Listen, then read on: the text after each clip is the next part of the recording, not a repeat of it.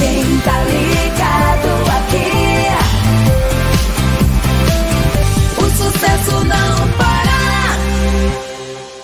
O PH Maverick, boa noite, Bisoto. Nunca fui do outro lado, então não entendo qual a diferença entre a ideologia de Stalin e Trotsky. Pode dar uma explicação? Ótima pergunta, PH Maverick, ainda mais para uma live freestyle como essa. A Revolução de 1917 foi a consolidação de uma sequência de um processo revolucionário que vinha na Rússia desde o século XIX. Não começou em 1917. Começou lá em meados do século XIX, quando o primeiro círculo marxista de estudo foi fundado na Rússia. E aí vai num crescendo. E não era só o círculo marxista, também existiam círculos anarquistas muito fortes na Rússia czarista, todos querendo derrubar o czar, todos querendo fazer uma revolução democratizante na Rússia. Pois bem, o tempo vai passando, crises acontecem. Em 1905, duas coisas vão acontecer na Rússia. 1905, 12 anos antes da Revolução de 17. Primeiro, a Rússia perde a guerra para o Japão. A Rússia entra em guerra com o Japão e é derrotada. E isso acaba por ajudar todos esses grupos revolucionários a tentar iniciar uma revolução. Se tem vamos dizer assim, um ensaio revolucionário na Rússia de 1905, e aí, pela primeira vez em muito, muito tempo, a Rússia era uma monarquia absolutista, a Duma, o parlamento russo, é convocado, o czar convoca a Duma. Isso consegue acalmar o ímpeto revolucionário, que as pessoas se sentiram representadas.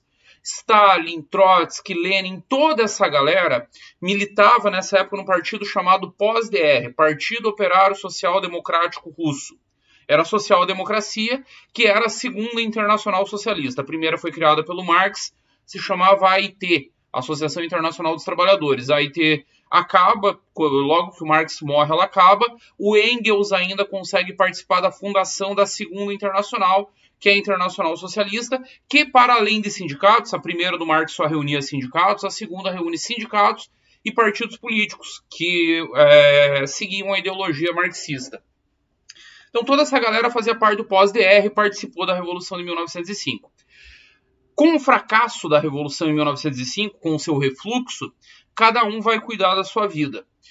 O Stalin e o Lenin vão fundar uma corrente chamada bolchevique, que em russo significava maioria. Por que eles eram maioria? Porque eles eram maioria num congresso que rachou o pós-DR. Se dividiu em duas correntes.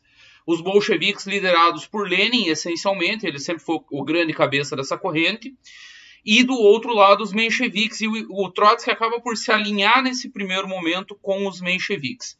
Depois ele vai se tornar independente. Só tem um detalhe, o Trotsky era a grande personalidade de São Petersburgo, dos líderes revolucionários, e isso será fundamental lá em 17.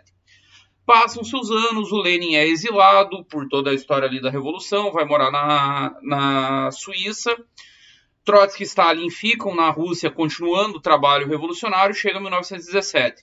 Em fevereiro tem a primeira etapa da Revolução.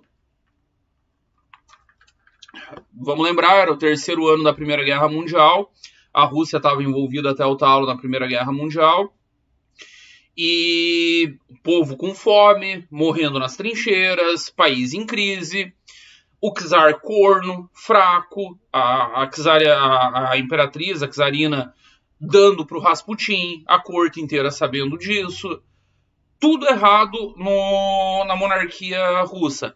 E aí, em fevereiro, vem uma primeira etapa revolucionária, que é tipo como uma frente ampla ganhando a eleição. No caso deles, lá foi fazendo a revolução.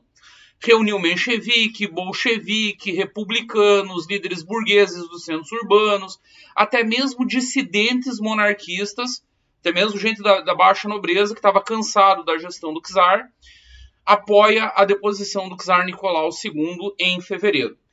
Encabeça o governo provisório um cara chamado Kerensky, oriundo dos mencheviques.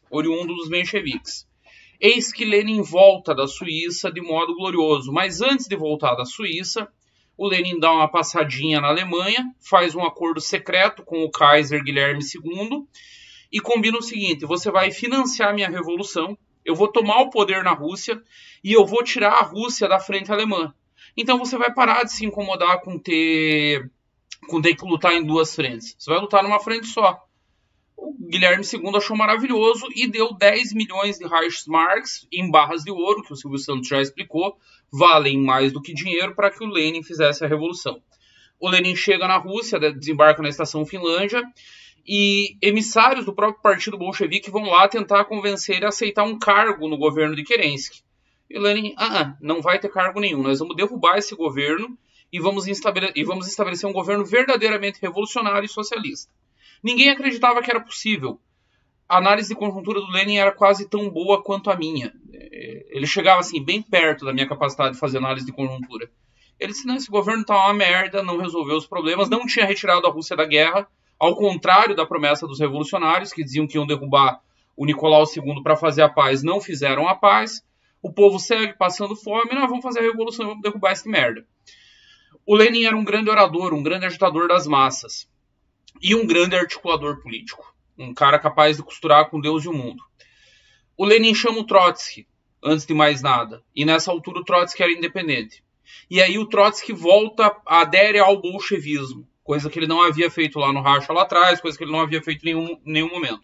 Por que isso é importante? O maior soviet, organização de operários e camponeses, soldados, operários e camponeses, que eram organizações espontâneas montadas pelos revolucionários, o maior soviet ficava em São Petersburgo, não à toa a cidade mais industrializada. E quem era o chefe desse soviet? Trotsky. Lenin traz o Trotsky de volta. E tirando o Lenin, dentro do partido, tradicionalmente, a segunda figura de maior relevo era, sim, Iosif Stalin. O homem de aço, o homem que estudou no seminário e se converteu em líder, um seminário ortodoxo, vale registrar, não católico, e se converteu num grande líder revolucionário. Pois bem, vem outubro e Lenin mostra que estava certo, faz a revolução, usa os Reichsmarks lá em barras de ouro do Kaiser para subornar os guardas do palácio, prende a família imperial inteira, que depois vai acabar executada, e toma o poder. Logo em seguida, ao ter sua revolução vitoriosa, começa uma contra-revolução dentro da Rússia e estoura uma guerra civil. Se reúnem os chamados brancos. O que eram o exército branco contra o exército vermelho? Era um exército de fazendeiros, de pequenos proprietários, da baixa nobreza, daquela galera que tinha apoiado a deposição do Kaiser e que se uniu agora aos antigos apoiadores do Kaiser, incentivados pelas potências que lutavam contra a Alemanha, inclusive com direito a muito financiamento, para tentar derrubar o governo vermelho e recolocar a Rússia na guerra. Trotsky assume a chefia do Exército Vermelho nesse período crítico da história revolucionária. E acaba vencendo a guerra. Venceu com articulação também, com inteligência, com muita coisa. Foram buscar dinheiro americano, convenceram empresários, grandes magnatas americanos como Rockefeller a apoiar, os Rothschild apoiaram, muita gente apoiou, Ford entrou na brincadeira, muita gente do Big Business americano apoiou o Exército Vermelho na luta contra o Exército Branco, com a promessa de que em seguida o governo revolucionário os compensaria abrindo as portas da economia russa para eles. E Lenin cumpriu sua palavra. Então, logo venceu a Guerra Civil, o Lenin aplica a NEP, a nova política econômica, que dá uma guinada, sai do comunismo puro que ele tenta implantar no tempo da guerra, o chamado comunismo de guerra, para um proto-capitalismo, dirigido pelo Estado, mas ainda assim capitalista. Mais ou menos o que nós vemos hoje na China comunista. Mais ou menos o mesmo modelo. Com gradações, é claro, com especificidades do modelo russo, mas é basicamente o mesmo modelo. Acontece que, assim que vence a guerra e aplica a NEP, o Lenin tem um AVC. Não se sabe se por estafa, pelo que, se era genético, se ia acontecer de qualquer jeito. Lenin era um conhecido workaholic, trabalhava 16, 18, às vezes 20 horas por dia. No período da Revolução, quem conta essa história é o jornalista norte-americano John Reed, num clássico, Os 10 Dias que Abalaram o Mundo. Ele passou uma semana sem dormir, ele descansava por minutos deitado na tábua, em tábuas de madeira, para não ter um sono profundo, e levantava logo em seguida e continuava discursando, trabalhando, enfim. Ele era um workaholic, acabou tendo um AVC, muito jovem, 50 e poucos anos. Inicia-se uma luta muda. Ninguém falava, mas havia uma luta assim, uma luta silenciosa e cruel pelo poder. De um lado, Trotsky, que tinha o ativo de ter vencido a guerra civil, que era o chefe do Exército Vermelho, e que era um intelectual muito mais preparado do que Stalin. Essa é a verdade. Trotsky tinha um cabedal cultural maior do que Stalin, era mais cosmopolita que Stalin. Foi Trotsky que foi aos Estados Unidos, para Wall Street, convencer os magnatas americanos a darem o financiamento que a Revolução tanto necessitava naqueles primeiros dias. Só que tinha um detalhe, justamente por não ser esse cara cosmopolita, intelectual, viajando o mundo, sofisticado, o Stalin tinha muito mais ligação com o povo russo e especialmente com a burocracia estatal. E é com a burocracia que o Stalin vai tomar o poder com a morte de Lenin. Aí um longo processo de disputa pelo poder. E esse processo vai se desenrolar em torno de duas linhas mestras ideológicas da visão que um e outro tinham para o comunismo no mundo. O Stalin dizia o seguinte: nós vencemos a revolução. Agora a nossa tarefa é construir o socialismo, o comunismo, na União das Repúblicas Socialistas Soviéticas. E isso independe de haver ou não revolução nos grandes países capitalistas centrais. O Trotsky, sendo um marxista muito mais ortodoxo, que tinha lido muito mais o próprio Marx, ele diz, não, isso é impossível. Se a gente tentar construir o socialismo só na União Soviética, vai dar ruim, o processo vai andar para trás, os reacionários vão vencer, a revolução não vai conseguir andar para frente.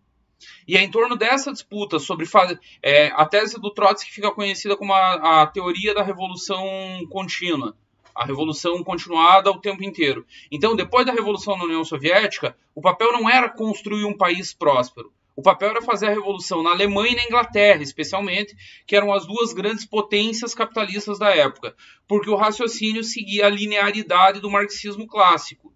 O socialismo só é possível de ser implantado após o capitalismo esgotar todas as suas potencialidades. E a Rússia, quando Stalin assume o poder, quando Lenin assume o poder, ela é um país semi-feudal, não tinha indústria nenhuma, tinha alguma industrialização em Moscou e São Petersburgo, o resto do país vivia na Idade Média. Então, o Trotsky entendia por esse ponto que não dava para sustentar a revolução ali, que era um país muito atrasado. Só poderia dar certo se fizesse a revolução ou na Alemanha ou na Inglaterra, num dos dois já melhoraria muito a situação, porque ali sim havia capitalismo desenvolvido, mas idealmente nos dois. E Stalin diz, não, nós não podemos fazer isso, o povo está esgotado, o povo está com fome, o povo saiu da Primeira Guerra Mundial, depois teve Guerra Civil, e agora nós precisamos dar algo de concreto para essa agenda. Não podemos ficar brincando de fazer revolução para o resto da eternidade. Essa luta se estende durante toda a década de 20. Lenin morre em 1924, ela vai se estender até ali em 1930, e aí começa uma era conhecida como a dos grandes expurgos, em que Stalin começa a chutar todos os opositores para fora do partido, até que Trotsky opta pelo exílio. Vai embora da União Soviética e roda por um monte de países, só que a disputa segue latente.